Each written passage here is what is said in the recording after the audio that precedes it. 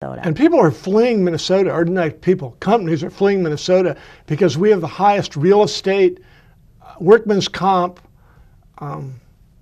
business taxes. I mean, at every level, we're the most expensive in the north central area, all the states that join us. And so people... And you have one of the governor candidates wants to create a fourth tier income tax to make us even more unfriendly for companies to want to move their people here or for people to want to stay here. Well, a lot of that ends up hitting small businesses, I understand it. I mean, they're talking about the Bush tax reductions, and they're talking about keeping those or rescinding them, and they're saying that they want to go after the high income people. But actually, I've heard a great deal that that's going to really affect the small businesses, that the majority of small businesses fall under that area. So that basically, let's say Dayton will be driving companies out of the state, and they can go to Wisconsin, they can go to Iowa or South Dakota or North Dakota. It's not a long ways to move your employees, and great savings. I mean, that's... Right. Delta is a perfect example. When Delta bought Northwest Airlines, they went to Georgia. The corporate income tax rate's about half of what it is here versus what it is in Georgia. It really is that simple. That really hurt the cities. Yeah, that was a big... It did. So what was it, 3,000 or 4,000? I mean, tremendous number of jobs. Mm-hmm. Let's talk education a little bit.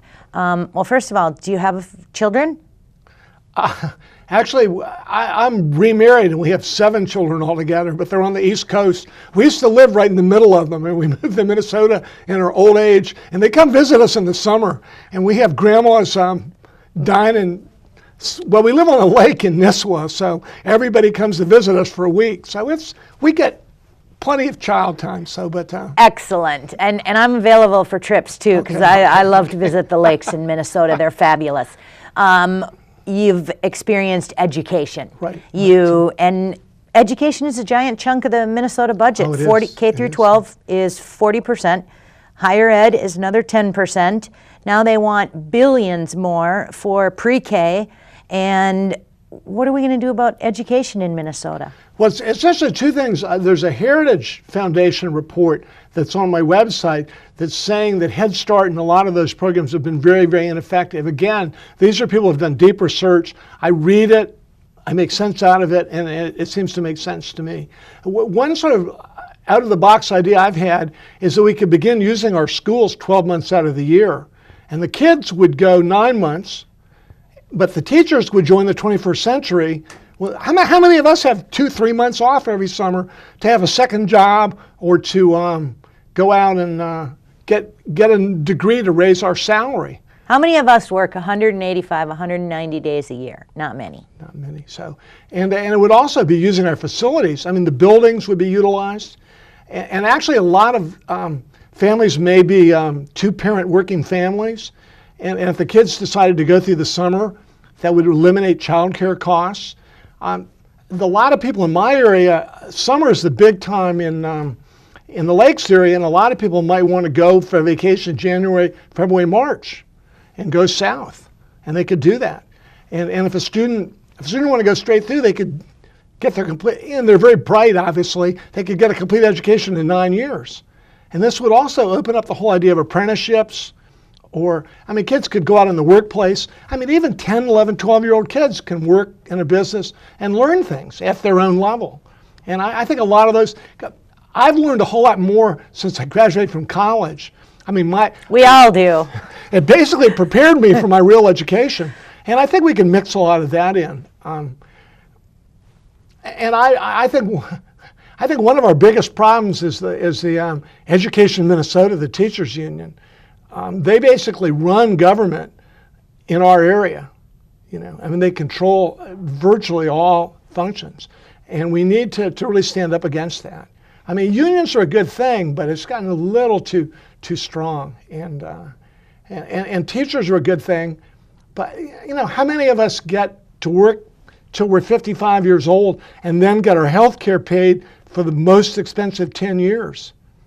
I mean, it's interesting. I have a letter that may be coming out pretty soon that the head of the teachers union came out on February 14th on a guest editorial, and said that the teachers weren't greedy. And I say, au contraire, we're all greedy. And that's why we are where we are. And, and the country has kind of pulled us. I mean, we all want more. And we need to tighten our belts. We're all having difficulty. Well, not we're all. Many, many people are having difficulties. And the teachers think they should get pay increases. I mean, it seems to me that they need to join the line. And when I was speaking of the budget solutions, it suggested that all legislators and constitutional officers get a 5% pay cut. I mean, I think that, because that demonstrates, I mean, they say, oh, we feel so bad for you people who are hurting, and we give ourselves 2, 3, 4, 5% increase. I mean, that just makes no sense. It's supposed to be a citizen legislature. You're supposed to go in, run for a time or two, and be elected, serve, and then go home. We have some career politicians out there, definitely. K through 12, pre-K, higher ed, huge chunk of the budget. Then we have health and human services. What are we going to do with that? Well, there are a couple different things. Human services, I think, should be taken to the nonprofits. I mean, basically just abolish that whole side of it. And, because as I said, people in the community will step up. I mean, we have a lot of very good communities, Bridges to Hope, the Salvation Army, and a lot of those dollars could be taken out of taxation that goes all the way up to Washington. Then, they take $1 and they give you a quarter back, and then you think, oh, that's wonderful. I mean, that's crazy. And basically, we need to localize a lot more of that. And the health situation, it's interesting. There's a thing called South Country Health Alliance, where a number of counties have come together on a local level, regional level to do that. And the problem is that they're kind of looking for the big ogre. Obamacare is coming. And one thing that I think is very good is that there are some lawsuits. I mean, there's some states that are standing up and saying, no, this is wrong, this is unconstitutional, you can't do this. And I mean, that's a very promising thing to me, because the problem is that everybody's just knuckled in. And someone was talking about having a state stand up to the federal government. What are they going to do? They're going to cut off your highway funds. And so they use the cookie, the financial thing, to get everybody to knuckle in. And it's a real problem for the local, I mean, the voters to stand up and say, no, no more, we got to change this. And the states to the federal government say, enough is enough. These are the things that we need to be doing. You shouldn't be there. I mean, the health department, Health and Human Services in the federal government should be completely abolished, along with a number of other departments. And a lot of that can be done better on a state level. States have different situations. I mean, certainly Minnesota is different from California. I'm a terrible thing to say, but I'm a native Virginian. And Virginia is very different from, every situation is a little different. Well, each state was supposed to be its own individual little laboratory. That's right. Where if one made a mistake, and they could fix it easier than at bringing the federal government in. And if one had a good idea, others could copy it. That's right. 50 little experiments. It's basically what's called the 10th Amendment, which is probably the most important, I mean, to me, is the crucial issue in the Constitution at this part. I agree. Because of all the federal intrusion. And there's a thing called nullification in the Constitution that says basically a state can say, we're not going to do that. We nullify it and say it's illegal. You can't do that.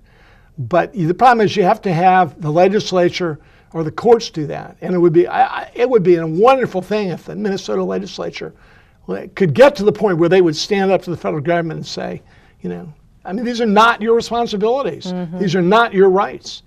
And actually the power belongs to the people, and that's really more the issue. But it's more localized, bringing it back to the state level. And some things have to be done on a state level. But I think what can be done on a local level should be done on a local level. And the same idea, one county has a good idea, other counties can pick it up. One county or school district has a good idea in terms of dealing with the whole kind of cost of education. Other jurisdictions can reproduce that. And I think that's where you get the creativity, rather than race for all these programs, No Child Left Behind, and I don't know what Obama's called, Race to the Top. And they come and impose something on you.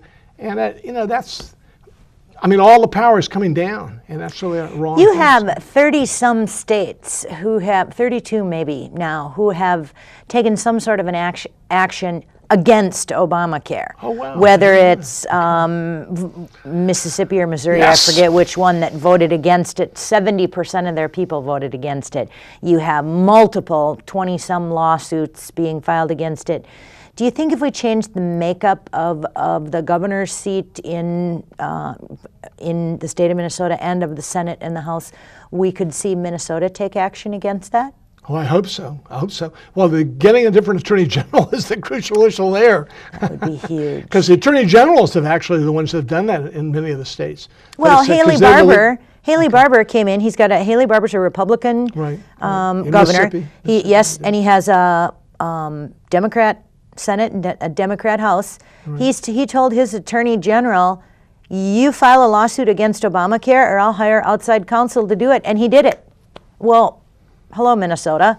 You know, Right, so there are ways to do that. So there are ways so to do that. I mean, and it's very promising because that is the big issue that's looming on the horizon now. You know, it's a very, very serious issue. And, Yeah. You know, we could go on and talk about issues forever and ever. We're down to our last couple minutes now. Okay. I want you to throw your website out there again so people know how to get a hold of you. Park, P-A-R-K, forsenate.com. And there's a whole, some people say sometimes there's too much on my website. I just try to put as much information divided into various categories and links where you can go to get information, because I don't have all the answers. I'm learning, I'm reading, you know, and I'm trying to talk to people that know about these things. There's never too much on your website. If anything, there's too little on people's websites. Yeah, well, because you go in and you read the thing and you're like, oh my gosh, what does this person stand for? And now down to our last minute. Okay. Why should we vote for you? Principled government, and I don't, well, basically, it's kind of interesting. I think of my two opponents as being the turtles, that they basically, there's any controversy, any difficulties, they go in their shell. And I basically stick my neck out. And, you know, somebody needs to really begin to push, along with the voters, to say no more, we're going in a new direction. And part of that, for me, is saying that to the Republican Party, that if I get elected, it's going to say to the Republican Party in my area that it's gotten a little too liberal. I think we're going to make great strides come November. I'm really looking forward to it. You're going to have to work very hard, you know.